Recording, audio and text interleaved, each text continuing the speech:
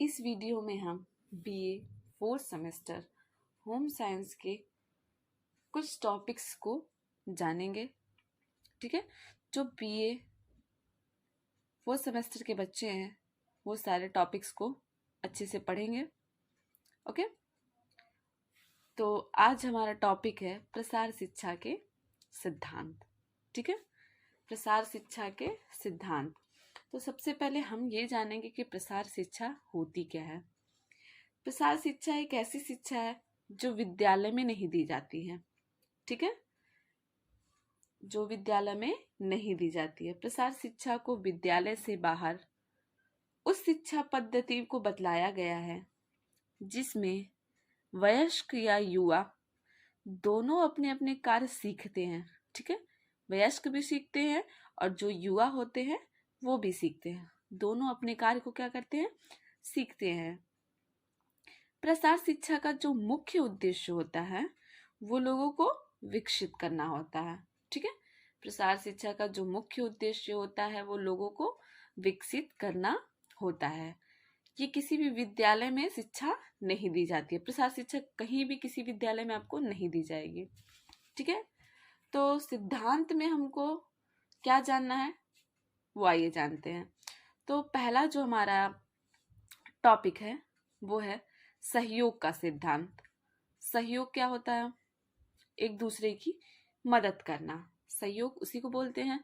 ठीक है, इंग्लिश में बोलते हैं प्रिंसिपल ऑफ कोऑपरेशन। एक दूसरे को कोऑपरेट करना ही क्या होता है, कोऑपरेशन होता है। ठीक है, तो प्रसार शिक्षा अनौपचारिक शिक्षा है।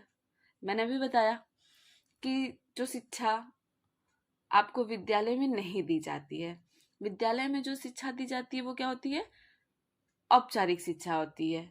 और प्रसार शिक्षा कौन सी शिक्षा है, अनौपचारिक शिक्षा है, जिसमें प्रसार कार्यकर्ता एवं लाभार्थी जो कार्य करने वाले हैं और जो कार्य को सीखने गए हैं उन्हीं को क्या बोलते हैं, लाभार्थी बोलते हैं। दोनों मिलकर कार्य करते हैं। इनमें दो तरफा संचार के माध्यम से शिक्षा ग्रहण की जाती है। ठीक है, प्रसार कार्यकर्ता का उद्देश्य ग्रामीणों का हित एवं सामाजिक विकास होता है। जो प्रसार कार्यकर्ता होता है उनका कार्य क्या होता है, ग्रामीणों के हित के बारे में सोचते हैं और क्या करते हैं, सामाजिक विकास करते हैं, अपने समाज को विकसित करते हैं। किसी लक्ष्य को प्राप्त करना होता है। तो इस सिद्धांत के अनुसार शिक्षक एवं लाभार्थी दोनों के सहयोग की आवश्यकता होती है।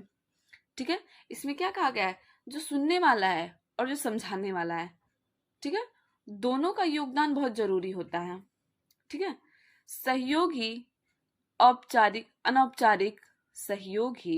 अनौपचारिक शिक्षा की आधारभूत नींव होती है।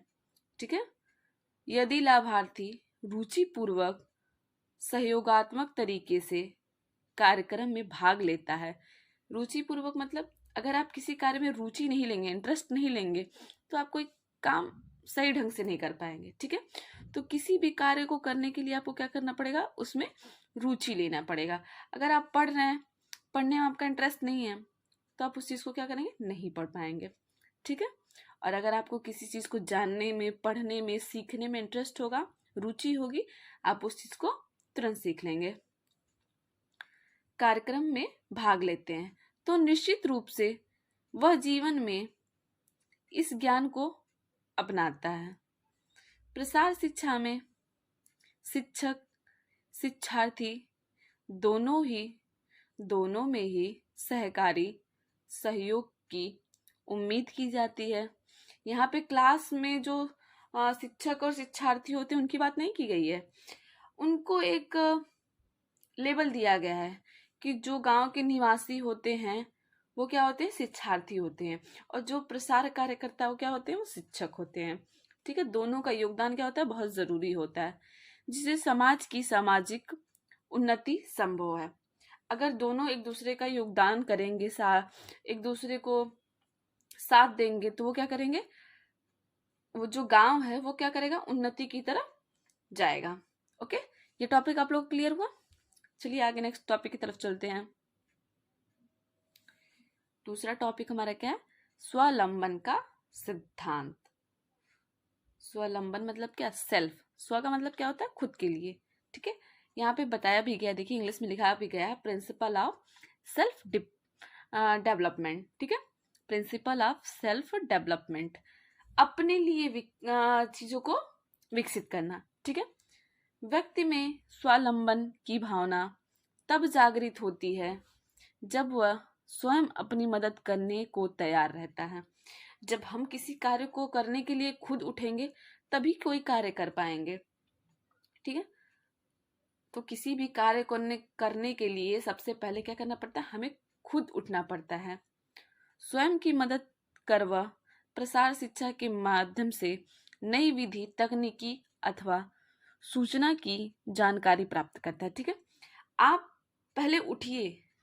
ठीक है, फिर उसके बाद से क्या है? प्रसार शिक्षा के माध्यम से जो तकनीकियां बताई गई हैं, जो सूचनाएं दी जा रही हैं, आपकी जो जानकारियां दी जा रही हैं, उनको प्राप्त करिए, उनको पहले सुनिए, उसके बाद से उसको अपने जीवन में लाइए। ठीक है, साथ ही उसका आत्मविश्वास बढ़ जाता है। अगर आप उस चीज को कर लेंगे तो आपके अंदर क्या होगा? आत्मविश्वास बढ़ जाएगा कि हाँ, इस चीज को मैं कर सकती हूँ या कर सकता हूँ। ठीक है, इससे व्यक्ति स्वावलंबी बन अर्थोपार्जन करता है। ठीक है, अर्थोपार्जन से ही सामाजिक स्तर ऊंचा होता है। ठीक है, अर्थात समाज उन्नति के पथ पर चलता है। स्वावलंबन की भावना होने से व्यक्ति की जिज्ञासु प्रकृति स्वयं की समस्याओं के हल जानने की प्रेरणा प्राप्त करता है। ठीक है, अगर व्यक्ति किसी चीज के बारे में जानता है कि हाँ, इस चीज से इस समस्या को दूर किया जा सकता है, ठीक है, तो वो उस प्रेरणा को किसी के भी माध्यम से वो लेना चाहता है कि हाँ, कोई भी उस चीज को मुझे बताए कि हाँ, ये प्रॉब्लम इससे सही होगी। ठीक है, व्यक्ति क्या होता है? उस चीज को जानने के लिए जिज्ञासुक होता है, जानता है, फिर उस समस्याओं को क्या करता है? हल कर लेता है। ठीक है, नेक्स्ट टॉपिक चलते हैं, देखते हैं। नेक्स्ट आपका है करके सीखने का सिद्धांत। ठीक है, principle of learning by doing, करके सीखने का सिद्धांत। किसी भी चीज को करके, किसी भी कार्य को करके आप उसको सीख सकते हैं, इसके बारे में इसमें बताया गया है। ठीक है, प्रसार शिक्षा करके सीखने के सिद्धांत पर निर्भर करती है। ठीक है, क्योंकि यह अनौपचारिक शिक्षा का माध्यम है। ठीक है, क्यों? क्योंकि ये अनौपचारिक शिक्षा है। अनौपचारिक शिक्षा क्या होती है? जो हम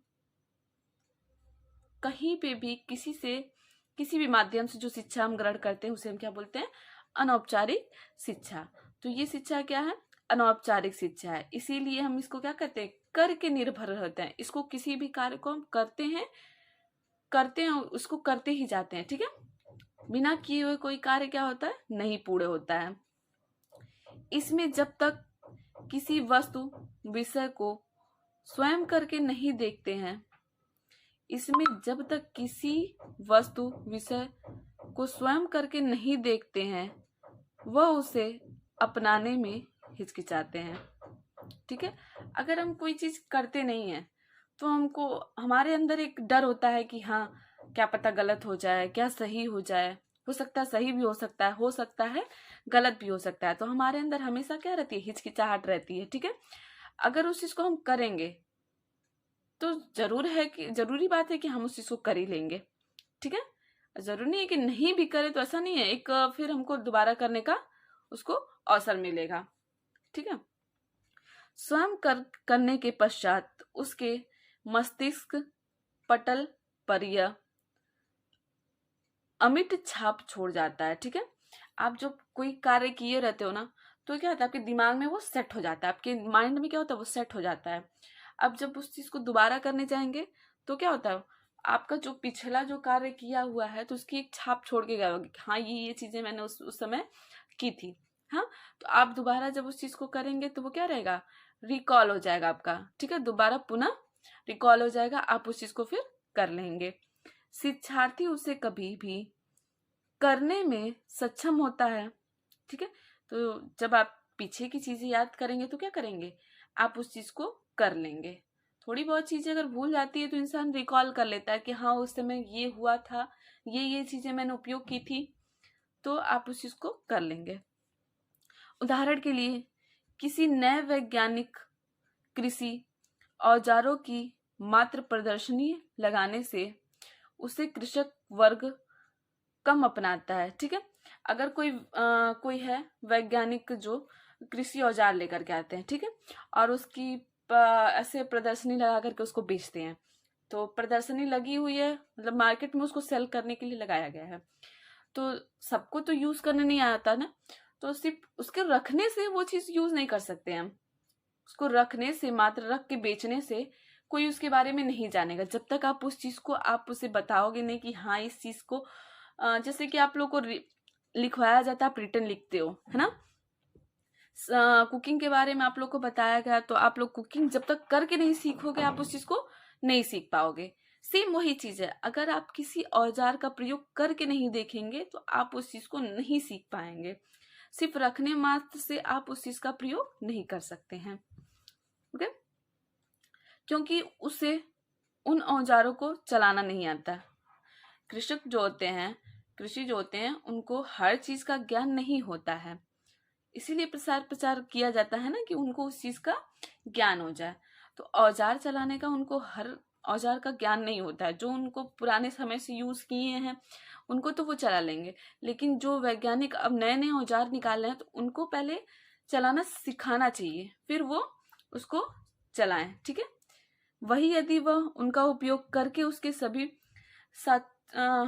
सकारात्मक एवं नकारात्मक पक्ष देख लेते हैं तो औजार को अपनाना आसान हो जाता है। ठीक है, अब जब कोई औजार को, जैसे हम लोग खाने को क्या करते हैं, बनाना जब सीखते हैं तो उसमें क्या क्या चीजें कैसे कैसे करनी है ना, उसके सही चीज को जानते हैं कि ये चीज डालेंगे तो वो खराब हो सकता है, ये चीज डालेंगे तो ये टेस्टी हो सकता है ना।